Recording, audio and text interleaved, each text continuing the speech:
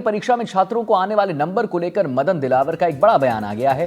दिलावर ने कहा है कि अगर अच्छे नंबर लाने वाले छात्र थ्योरी में फेल होते हैं तो शिक्षकों का मूल्यांकन किया जाएगा।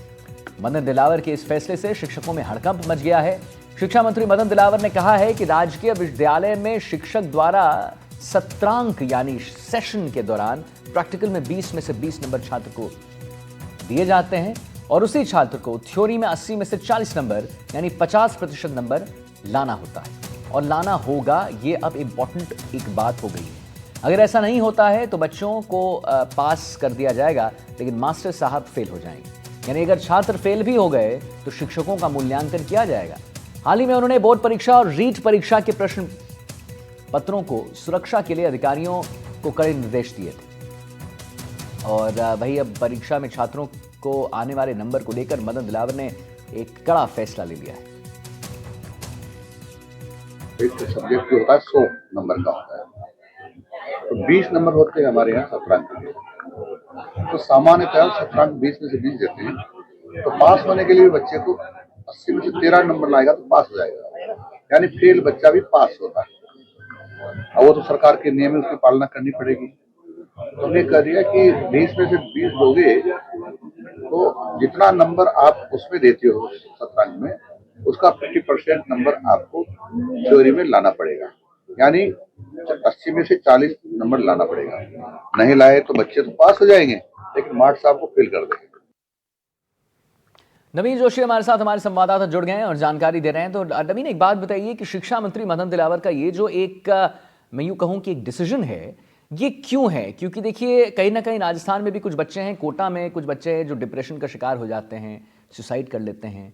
तो क्या वो भी एक एंगल से इन्होंने नवीन ये शिक्षा मंत्री मदन दिलावर देख रहे हैं इसे कि बच्चों को पास तो करना ही होगा और अगर उसमें कुछ गड़बड़ी आती है तो जो शिक्षक हैं उन पर एक क्वेश्चन मार्क लग जाएगा? देखिए आदित्य, मदन दिलावर अपनी बेबाकी के लिए जाने जाते हैं राजस्थान में। मदन दिलावर के कई बार ऐसे कड़े फैसले जब वो समाज कल्याण विभाग के मंत्री थे पिछली सरकारों में तब भी ऐसे आए हैं।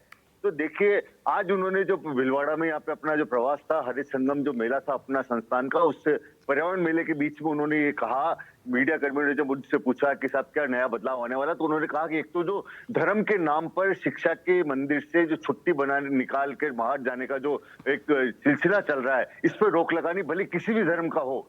एक तो सबसे बड़ा फैसला ये। दूसरी चीज उन्होंने एक बहुत बड़ी बात ये कही कि शिक्षकों के मोबाइल ले जाने पर पूरी तरह पाबंदी रहेगी और उसको बराबर जिम्मेदारी रहेगी जिला शिक्षा अधिकारी को उसको लगातार मॉनिटरिंग करे कि कोई भी शिक्षक स्कूल टाइम के अंदर अपना मोबाइल यूज नहीं करे।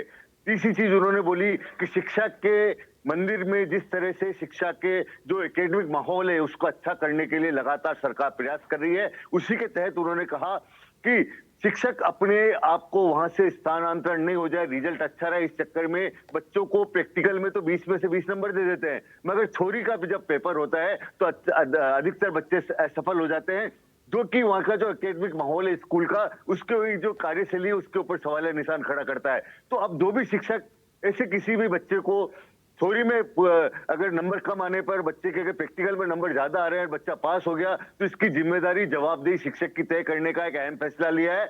और उन्होंने बिल्कुल स्पष्ट कहा है आदित्य कि जो स्कूल में ऐसा रिजल्ट आएगा जिसमें बच्चे प्रैक्टिकल में पास हो गए मगर थ्योरी में अगर असफल हो गए तो उस स्कूल के टीचर को फेल माना जाएगा और उसके खिलाफ विभागीय स्तर पर एक प्रक्रिया शुरू करने का एक उनकी बड़ी योजना है। विभागीय स्तर पर इसको लेकर कुछ ना कुछ रणनीति बनाई जाए, मगर कहीं ना कहीं उनका जो इशारा वो साफ है।